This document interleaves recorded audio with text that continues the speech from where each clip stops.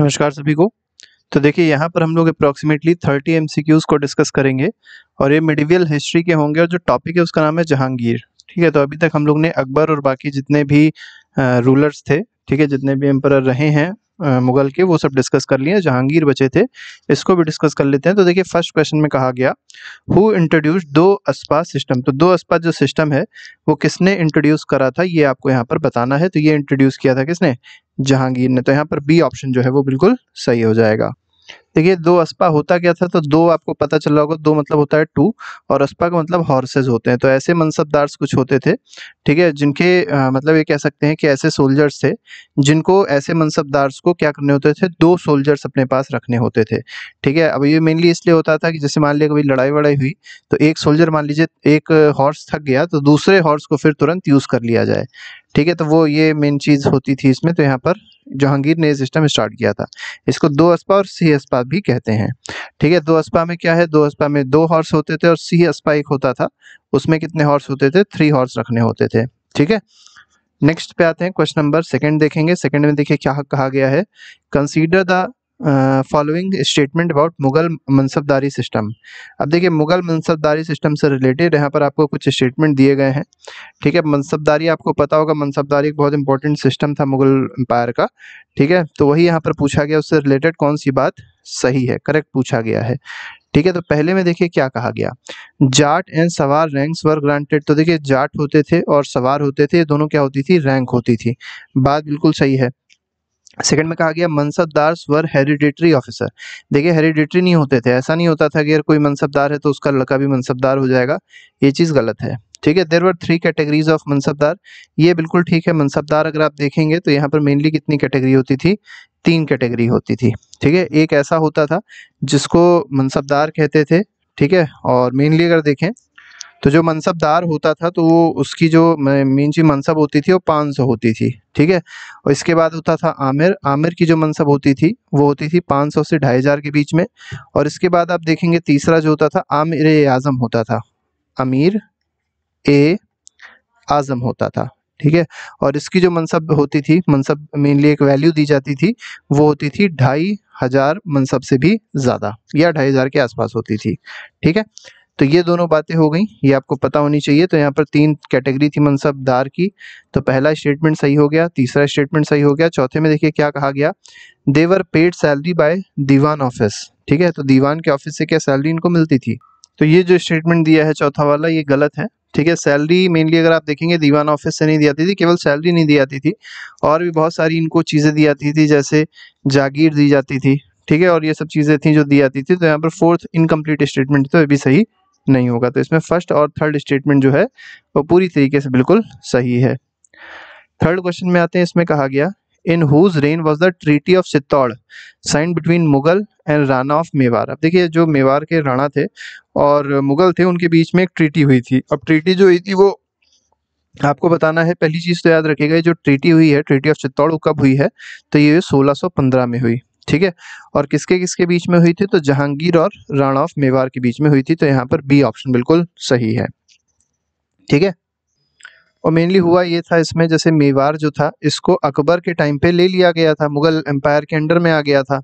ठीक है, तो अब क्या कहा गया था इस ट्रीटी में? कुछ ऐसा कहा गया था, जो ट्रीटी हुई राणा के साथ में, तो राणा को ये चीज बताई गई थी कि ये जो राणा थे वो अब मुगल के लिए लीगल तो रहेंगे, मतलब लॉयल तो रहेंगे, लेकिन इनको जो मेवाड़ है और जो इनकी आसपास की जगह थी, जैसे चित्तौड़गढ़ था, वो सब इनको वापस दे दिया गया था। ठीक है, तो अकबर के टाइम पे मेवाड़ और चित्तौड़गढ़ लिया गया, लेकिन जहांगीर के टाइम पे इसको वापस दे दिया गया था राणा को। ठीक है, तो यहाँ पर बी ऑप्शन जो है वो बिल्कुल सही, जहांगीर के साथ हुई थी ट्रीटी ऑफ चित्तौड़, याद रखिएगा 1615 में। विच of the following was sent first by east India company in the court of Jahangir. देखिए बहुत अच्छा, बहुत इंपॉर्टेंट क्वेश्चन है कि सबसे पहली बार, देखिए क्या पूछा गया है, सबसे पहली बार किसको भेजा गया था जहांगीर की कोर्ट में, ये आपको यहाँ पर बताना है। तो ये विलियम हॉकिंस को, ठीक है, कैप्टन हॉकिंस को भेजा गया था। तो यहाँ पर सी ऑप्शन जो है वो बिल्कुल सही है। ठीक है, इसके बाद अगर आप देखेंगे हॉकिंस के बाद कौन आया था? हॉकिंस के बाद थॉमस रो आया था। ठीक है, तो सेकंड पे आया था थॉमस रो, फर्स्ट पे कौन आया था? फर्स्ट पे आया था विलियम हॉकिंस। नेक्स्ट पे आते हैं, अगला सवाल देखते हैं, क्वेश्चन नंबर 5 है, इसमें कहा गया who among the following is envoy of British king James one was sent to Jahangir court. अब देखिए जहांगीर की कोर्ट में भी हमने देखा था किसको किसको भेजा गया था, तो सबसे पहले जो आया था वो विलियम हॉकिंस था, तो यहाँ पर विलियम हॉकिंस ही बिल्कुल सही होगा। ठीक है, तो ये कौन था, तो ये ब्रिटिश जेम्स किंग जो थे जेम्स वन, उनका एक दूत था। एनवॉय का मतलब होता है दूत था, ठीक है, वही जहांगीर की कोर्ट में आया था। ठीक है, तो यहाँ पर आते हैं, यहाँ पर ए ऑप्शन सही हो जाएगा। अगले क्वेश्चन पे आएंगे, क्वेश्चन नंबर 6 देखेंगे। 6th क्वेश्चन देखिए क्या कह रहा है। whom of the following Englishmen did Jahangir respect with the title English Khan. अब देखिए इंग्लिश खान का टाइटल दिया था जहांगीर ने, किसको दिया था ये यहाँ पर पूछा गया है।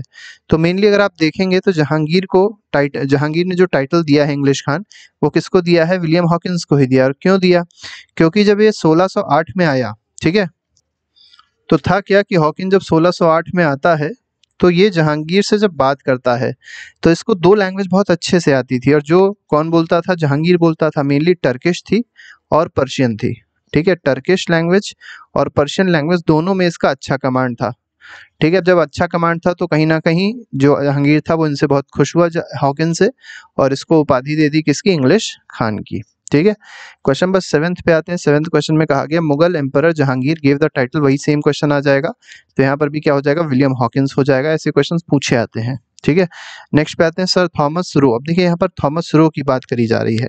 Came to India's British ambassador during the reign of, तो आपको बताया था हमने विलियम हॉकिंस भी किसके टाइम पे आया, जहांगीर के टाइम पे, और थॉमस रो भी किसके टाइम पे आया है, तो ये भी जहांगीर के ही टाइम पे आया है। लेकिन आपको थोड़ा सा ये याद रखना है कि जो दोनों आए वो कब कब आए हैं, ये थोड़ा सा आपको पता होना चाहिए। ठीक है, तो ये याद रखिएगा कि थॉमस रो कब आया था, वो आया था मतलब हॉकिंस आया था 1608 में, और जो थॉमस रो आया 1615 में। ठीक है, मतलब अप्रोक्सीमेटली 7 साल बाद आया है। नेक्स्ट पे आते हैं, अगला देखिए क्वेश्चन, वही चीज पूछी भी गई है। Sir Thomas Roe an ambassador of James one of England came to India in the year, तो यहाँ पर क्या आंसर हो जाएगा, 1615 will be the correct answer. इसके बारे में भी हम लोग ने चर्चा कर ली थी।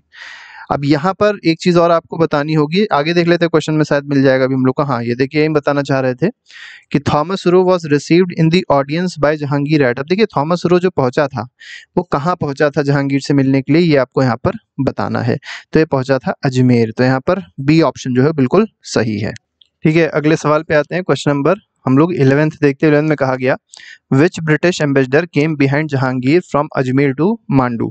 अब देखिए अजमेर से मांडू तक जहांगीर के साथ कौन सा ब्रिटिश एम्बेसडर आया है, तो ये भी आया है सर थॉमस रो। ठीक है, अगले सवाल पे आएंगे। क्वेश्चन नंबर 12 देखिए। 12th में कहा गया Dutch traveller who has given a very valuable account of the reign of Jahangir was. अब देखिए जहांगीर के शासन के काल के बारे में कौन सा ऐसा डच ट्रैवलर है जिसने बहुत ज्यादा बताया है। ठीक है, तो ये है फ्रांसिस्को पेलसार्ट, तो यहाँ पर ए ऑप्शन जो है वो बिल्कुल सही है। ठीक है, और ये भी याद रखिएगा जहांगीर के ही टाइम पे फ्रांसिस्को पेलसार्ट आया था। कभी कभी पूछ लिया था फ्रांसिस्को पेलसार्ट जो आया था भारत में वो किसके रेन में आया था, तो ये जहांगीर के रेन में ही आया है। क्वेश्चन नंबर 13 पे आते हैं। 13 में कहा गया who among the following foreign traveller visited India during the reign of Jahangir. अब देखिए वही सेम क्वेश्चन पूछ लिया जो भी हमने आपको बताया था, तो यहाँ पर भी आंसर क्या हो जाएगा, Francisco Pelsaert will be the correct answer. ठीक है, अगले सवाल पे आते हैं। नेक्स्ट क्वेश्चन, क्वेश्चन नंबर 14 देखेंगे। Which Mughal emperor had no mausoleum in India. देखिए इंडिया में मौसूलियम किसका नहीं है, ये आपको यहाँ पर बताना है। तो देखिए औरंगजेब का मौसूलियम भारत में ही है। ठीक है, इसके बाद आप देखेंगे तो हुमायूं का भी मौसूलियम भारत में ही है, हुमायूं टॉम आपने सुना होगा। लेकिन जहांगीर और बाबर इन दोनों का मौसूलियम भारत में नहीं है। ठीक है, हालांकि बाबर का पहले था लेकिन बाद में इसको शिफ्ट कर दिया गया था। ठीक है, इसमें आपको ये पता होना चाहिए कहाँ पर है दोनों। तो बाबर का अगर आप देखेंगे तो बाबर का पड़ेगा काबुल में। ठीक है, काबुल में पड़ेगा। काबुल कहाँ पर है आपको पता होगा। ठीक है, काबुल है अफगानिस्तान की कैपिटल। और जहांगीर का आप देखेंगे तो ये कहाँ पर है, शाहदरा में है। ठीक है, शाहदरा में है। और ये शाहदरा कहाँ पड़ता है, तो ये लाहौर में पड़ता है जो कि पाकिस्तान में है। ठीक है, तो ये दोनों आपको पता होने चाहिए। ठीक है, बाकी औरंगजेब का आप देखेंगे तो महाराष्ट्र में पड़ेगा। ठीक है, हुमायूं का आप देखेंगे तो दिल्ली में पड़ेगा। इसी तरीके से आप कमेंट बॉक्स में लिख के बताइएगा कि जो मौसूलियम अकबर का है वो कहाँ पर है। बहुत फेमस है अकबर का मौसूलियम, आप लोग कमेंट बॉक्स में लिख के बताइएगा कहाँ पर लोकेटेड है। क्वेश्चन नंबर 15 पे आते हैं। 15 क्वेश्चन में कहा गया where was emperor Jahangir buried. वही देखिए सेम क्वेश्चन पूछ लिया ना कि एम्परर जहांगीर को बरी कहाँ किया गया, वही मौसूलियम वाली बात यहाँ पर पूछी आ रही है। तो यहाँ पर सही आंसर क्या हो जाएगा, लाहौर जो कि शाहदरा था। ठीक है। हुमायूं का पूछा जाएगा तो दिल्ली है, ठीक है। बाबर का पूछा जाएगा तो काबुल हो जाएगा। नेक्स्ट पे आते हैं, क्वेश्चन नंबर 16 में कहा गया among the following whose tomb is situated outside India. अब देखिए अभी हमने आपको बताया था आउटसाइड इंडिया कौन है, तो इंडिया में हुमायूं है, ठीक है, औरंगजेब भी है, जहांदर शाह भी है, लेकिन जहांगीर का जो है वो बाहर है, बाहर मतलब इंडिया से बाहर है, ठीक है। अगले सवाल पे आते हैं, अगला सवाल देखेंगे। अगले सवाल में क्या कहा गया, क्वेश्चन नंबर 17 है, Mughal painting reached it's zenith under, देखिए जो पेंटिंग से बहुत ज़्यादा लगाव रखता था वो जहांगीर था, तो जहांगीर के ही टाइम पे क्या कहा गया है कि जो मुगल पेंटिंग्स थी वो अपने बिल्कुल चरम पे थी, बहुत ऊंचाई पर पहुंच चुकी थी, जेनिथ पे थी, ठीक है। तो यहाँ पर सी ऑप्शन सही हो जाएगा। अगले सवाल पे आते हैं, अगला सवाल देखिए क्या कह रहा है। देखिए क्वेश्चन नंबर 18 कह रहा है who among the following painters was given the title of Nadir ul Zaman. अब देखिए नादिर उल जमान या नादिर उल जमान की टाइटल किसको दी गई थी, तो ये टाइटल जो है ये जहांगीर ने दी थी किसको, अबुल हसन को दी थी, ठीक है। ये बहुत बड़े पेंटर थे उस उनके टाइम के, ठीक है, जहांगीर के टाइम के। अब यहाँ पर एक चीज़ और आपको याद रखनी है कि यहाँ पर एक और इसके टाइम पे पेंटर थे जिसका नाम था उस्ताद मंसूर, ठीक है। उस्ताद मंसूर को भी याद रखिएगा, कभी कभी क्वेश्चन में पूछा जाता है कि जो उस्ताद मंसूर थे, ठीक है, वो पेंटर किसके शासनकाल में थे, तो वहां पर आंसर हो जाएगा जहांगीर। अबुल हसन भी किसके टाइम पे थे, जहांगीर। अबुल हसन को टाइटल क्या दिया गया था, नादिर उल जमान दिया गया था, ठीक है। तो ये छोटी छोटी बातें हैं जो आप लोग को याद रखनी है। अगले क्वेश्चन पे आएंगे, क्वेश्चन नंबर 19 को देखेंगे। Who one of the following, देखिए नादिर उल असर की बात करी आ रही है, तो जहांगीर ने टाइटल दिया था क्या, नादिर उल असर। किसको टाइटल दिया था, ये यहाँ पर पूछा गया है, तो ये मंसूर को दिया था। अभी हमने आपको बताया था मंसूर के बारे में, तो ये भी क्या थे, एक पेंटर थे इनके टाइम पे, ठीक है। मंसूर और अबुल हसन, तो अबुल हसन को दूसरा टाइटल दिया गया, मंसूर को क्या दिया गया था, नादिर उल असर दिया गया था। क्वेश्चन नंबर 20th पे आएंगे। 20th में कहा गया था greatest painter of birds at Jahangir court was. अब देखिए बर्ड का जो बहुत ही फेमस पेंटर था वो कौन था, मेनली जो साइबेरिया से क्रेन आती थी उसको इसने पेंट किया था, ठीक है। साइबेरियन क्रेन को पेंट किया था इसने, ठीक है। ये कौन था, तो ये था मंसूर, तो यहाँ पर डी ऑप्शन सही है। तो ये ग्रेटेस्ट पेंटर था किसके टाइम पे, जहांगीर की कोर्ट में, मंसूर याद रखिएगा, ठीक है। अगले सवाल पे आएंगे, क्वेश्चन नंबर 21 में कहा गया which of the following Mughal wrote autobiography in Persian. अब देखिए कौन सा ऐसा मुगल एम्परर है जिसने अपनी ऑटोबायोग्राफी, ऑटोबायोग्राफी का मतलब ये होता है कि अपने बारे में लिखना और खुद लिखना, ऑटो का मतलब होता है खुद लिखना, ठीक है। किसने लिखा है, पर्शियन में, तो ये जहांगीर है, ठीक है। जहांगीर ने अपनी जो ऑटोबायोग्राफी है वो किस में लिखी है, पर्शियन में लिखी है, और इस किताब का नाम क्या है, तुजुक, ठीक है, ए जहांगीरी, ठीक है। तुजुक ए जहांगीरी है, ये भी याद रखिएगा, कभी कभी पूछ लिया जाता है तुजुक ए जहांगीरी जो है वो कौन सी लैंग्वेज में लिखी गई है, तो ये पर्शियन में लिखी गई है। Killer of Abul Fazal was rewarded by. अब देखिए अबुल फजल जो है, ठीक है, ये नौरत्नों में से एक था। अब नौरत्नों में से एक तो था, लेकिन किसके नौरत्न थे, तो अकबर के नौरत्नों में से एक था, ठीक है।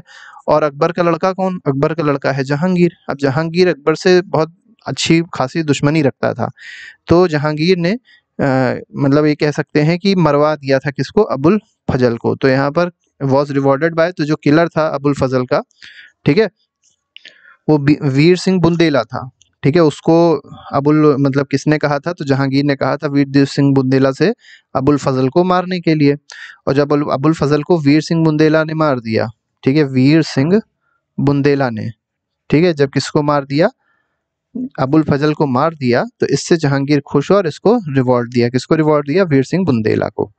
नेक्स्ट पे आते हैं, क्वेश्चन नंबर 23 देखेंगे, ठीक है। अब देखिए यही आपको थोड़ी सी और कहानी बता देते हैं। तो इसी के टाइम पे हुआ क्या था कि अकबर ये नहीं चाहता था कि जहांगीर जो है वो अगला शासक बने, तो अकबर क्या चाह रहा था, अकबर जो चाह रहा था वो खुसरो को देना चाह रहा था, मतलब इसके लड़के को, ये कह सकते हैं कि अपने पोते को देना चाह रहा था, ठीक है, खुसरो को देना चाह रहा था गद्दी। लेकिन क्या हुआ कि वो दे नहीं पाया, इस वजह से क्या हुआ कि जहांगीर फाइनली राजा बन गया, लेकिन खुसरो जो था वो इसके अगेंस्ट चला गया जहांगीर के। अब जब इस जहांगीर के अगेंस्ट गया तो रिवोल्ट करने लग गया इसके खिलाफ, और रिवोल्ट करते करते खुसरो कहाँ पहुंचा था, ठीक है, ये पहुंचा था 5वें गुरु जो थे उस समय सिख रिलीजन के, जिनका नाम था गुरु अर्जन देव, उनके पास पहुंचा। अब ये चीज किसको पता चल गई थी, जहांगीर को पता चल गई थी कि अर्जन देव जो है वो इनको आशीर्वाद दे रहे हैं कि तुम जीतो, ठीक है, और इसको हराओ। तो जहांगीर ने क्या किया, अर्जन देव को ही मरवा दिया था। ठीक है, तो क्यों मरवाया था ये आपको हमने कहानी बता दी, थोड़ा सा आपको याद रखना होगा। ठीक है, क्योंकि पूछा जाता है कभी कभी एग्जाम में कि जहांगीर ने कौन से सिख गुरु को मरवाया था और क्यों मरवाया था, पता होना चाहिए। अगले क्वेश्चन पे आते हैं। क्वेश्चन नंबर 23 में देखिए क्या कहा गया, one of the following who had rebelled against the Mughal emperor Jahangir. अब देखिए जहांगीर के खिलाफ रिबेल किसने किया था, तो अभी हमने आपको एक ऑप्शन तो बता ही दिया किसने रिबेल किया, लेकिन उसके साथ साथ खुर्रम ने भी रिबेल किया था, महाबत खान ने भी रिबेल किया था और खुसरो ने तो किया ही किया था। तो यहाँ पर 2, 3, 4 is the correct answer, that is option number D. अगले सवाल पे आते हैं। अगला सवाल देखते हैं क्या कह रहा है। क्वेश्चन नंबर 24 में कहा गया, Khusro was the son of which Mughal emperor. देखिए खुसरो ने भी आपको बताया था किस मुगल एम्परर के खिलाफ आंदोलन कर दिया था, तो ये जहांगीर के खिलाफ यही इनका क्या था, बाप था, पापा था। ठीक है, तो खुसरो किसका लड़का है, तो खुसरो लड़का है किसका, जहांगीर का। ठीक है, ये आपको याद रखना है। क्वेश्चन नंबर 25 पे आते हैं। 25 देखिए क्या कह रहा है। देखिए ये भी अच्छा क्वेश्चन है। Who of the following was not a member of Nur Jahan's junta. अब नूर जहां की जो जनता थी उसमें कौन एक मेंबर नहीं था, ये यहाँ पर पूछा गया है। तो देखिए नूर जहां के बारे में भी थोड़ा सा आपको बता दें। नूर जहां जो है वो किसकी बीवी है, तो जहांगीर की बीवी है। ठीक है, इसके पिता का नाम क्या था, ठीक है, इत्माद। तो देखिए जो घियास बेग दिखाई पड़ रहे हैं ये कौन थे, ये इनके फादर थे नूरजहां के। तो इसका क्या होती थी, नूरजहां एक बहुत ही इंटेलिजेंट औरत थी, तो इसने अपनी एक जनता बनाई थी और इसकी जनता में इसका भाई था, इसकी मम्मी थी, इसके पापा थे, बस इसका पति नहीं था, मतलब जहांगीर केवल नहीं था। यहाँ तक कि खुर्रम भी इसकी जनता में था, लेकिन कौन नहीं था, जहांगीर नहीं था। तो यहाँ पर ए ऑप्शन बिल्कुल सही है। क्वेश्चन नंबर 26 पे आते हैं। Itimad ud Daulah tomb at Agra was build by. अब देखिए इत्माद-उद-दौला जो टॉम्ब है वो किसने बनवाया था, तो ये बनवाया था किसने, ठीक है, इत्माद-उद-दौला अगर आप देखेंगे टॉम्ब बनवाया था नूरजहां ने। ठीक है, तो सी ऑप्शन यहाँ पर सही है। और किसकी याद में बनाया था ये भी आपको पता होना चाहिए। तो इत्माद-उद-दौला जो है, तो जो घियास बेग इनके फादर थे, अपनी फादर की डेथ की याद में बनवाया था, मतलब फादर की याद में इन्होंने ये चीज बनवाई थी। ठीक है, और इत्माद-उद-दौला का टॉम्ब कहाँ पर है, कभी कभी ये भी पूछा आता है, तो याद रखिएगा आगरा में है। ठीक है, और दो बातें इसमें और याद रखनी होगी कि जो पीटरा एक कह सकते हैं पीटरा दूरा नाम का एक डिज़ाइन होती है, जिसमें होता क्या है कि मार्बल्स में बीच बीच में आप अगर देखेंगे तो हीरे जवाहरात गड़े होते हैं यहाँ पर, तो ये सब चीज़ें इसमें इन्होंने यूज़ करवाई थी। ठीक है, तो जो मार्बल की ये कह सकते हैं छतें होती थी, जो दीवारें होती थी, उसमें इन्होंने हीरे जवाहरात, नग्न, ठीक है, जो नगीने होते हैं वो सब इन्होंने गड़वाए थे। तो पहला ऐसा टर्म था जिसमें पीटरा दूरा यूज किया गया था। तो यहाँ पर सी ऑप्शन सही है। ठीक है, क्वेश्चन नंबर 27 पे आते हैं। देखिए यहाँ पर आपको क्या करना है, मैच द कॉलम है, दोनों को मैच करना है, कौन किसने बनवाया है। ठीक है, तो पहला अगर आप देखेंगे, पहला क्या है, पहला है बाबर। अब बाबर ने क्या बनवाया, तो संभल का जामा मस्जिद किसने बनवाया, बाबर ने। तो यहाँ पर फर्स्ट ऑप्शन सही है। ठीक है, हुमायूं ने क्या बनवाया, तो दिन पनाह जो है वो हुमायूं ने बनवाया है। अकबर ने क्या बनवाया, जहांगीरी महल जो है अकबर ने बनवाया। और जहांगीर ने क्या बनाया, अकबर का मौसूलियम कंप्लीट करवाया था इसने। ठीक है, तो सीधे सीधे ऑप्शन में जो दिया है वो सही चीज दी गई है, उसमें ज्यादा कुछ मैच करने की जरूरत नहीं है। नेक्स्ट पे आते हैं। नेक्स्ट क्वेश्चन में कहा गया गोविंद पैलेस। अब देखिए यहाँ पर जो बात हो रही है ये गोविंद पैलेस की बात हो रही है। ये किसने बनवाया, मेरे लिए ये चीज पूछी गई है। ठीक है, तो एक हिंदू आर्किटेक्चर का एक्सीलेंट स्पेसिमेन है, दतिया में है, ये आपको याद रखना है। कहाँ पर है, मेरे लिए पूछा गया था, दतिया कहाँ पर है, मध्य प्रदेश में है। ठीक है, और किसने बनवाया था, तो बीर सिंह ने बनवाया था। ठीक है, बीर सिंह आप याद रखिएगा केवल कि बीर सिंह जो थे, ठीक है, उन्होंने बनवाया था दतिया का गोविंद पैलेस। ठीक है, अगले सवाल पे आते हैं। क्वेश्चन नंबर 29 में देखते हैं। 29 देखिए क्या कहा गया है। अब देखिए यहाँ पर अगर आप देखेंगे नॉट करेक्टली मैच्ड पूछा गया, कौन सा करेक्टली मैच्ड नहीं है। तो पहला दिया गया अकबर टॉम सिकंदरा में है, बिल्कुल ठीक है, ये भी हमने आपसे पूछा भी था। जहांगीर का टॉम जो है वो शाहदरा में है, ये भी आपको बताया था, लाहौर में है ये। शेख सलीम चिश्ती का जो टॉम्ब है वो फतेहपुर सीकरी में है, अकबर ने मेनली बनवाया है इसको। जो शेख निजामुद्दीन औलिया का दिया है ये अजमेर में नहीं है, शेख निजामुद्दीन औलिया अगर आप देखेंगे ये दिल्ली में है। कहाँ पर है, दिल्ली में है। तो यहाँ पर डी ऑप्शन जो है वो गलत मैच करा हुआ था। ठीक है, नेक्स्ट पे आते हैं। लास्ट क्वेश्चन है आज का। देखिए इसमें क्या कहा गया, the East India Company sent captain William Hawkins to the court of emperor dash. तो किसकी कोर्ट में भेजा था, जहांगीर की कोर्ट में भेजा था 1608 में। तो 1608 में, अच्छा ये याद रखिएगा क्यों भेजा था, कि फैक्ट्री ओपन कर सके, कहाँ पर, सूरत में। लेकिन परमिशन नहीं दी थी जहांगीर ने इनको। लेकिन जब विलियम हॉकिंस के बाद थॉमस रो आया था, ठीक है, थॉमस रो के बारे में भी हमने आपको बताया था। थॉमस रो कब आया था, तो ये अगर आप देखेंगे 1615 में आया। इसको जहांगीर ने परमिशन दे दी थी, ठीक है, कि ये फैक्ट्री क्या कर सकता है, ओपन कर सकता है, ठीक है। लेकिन अभी लड़ाई झगड़े की बात अभी आगे अगले उसमें होगी कि कब ये लोग फिर आगे चल के लड़ाई करने लग गए बाकियों से, वो आगे की हम लोग हिस्ट्री में देखेंगे, ठीक है। तो ये कुछ क्वेश्चंस थे जो हम लोग ने डिस्कस किए। इसके अलावा और भी बहुत सारे एमसीक्यूज हैं जो हम लोग ने प्लेलिस्ट में लगाए हुए हैं, और प्लेलिस्ट पे आप जाके देख सकते हैं, प्लेलिस्ट डिस्क्रिप्शन पे लगी हुई है, ठीक है, और अपना रिवीजन अच्छे से कर सकते हैं। तो अभी के लिए फिलहाल नहीं, thank you very much, goodbye, जय हिंद।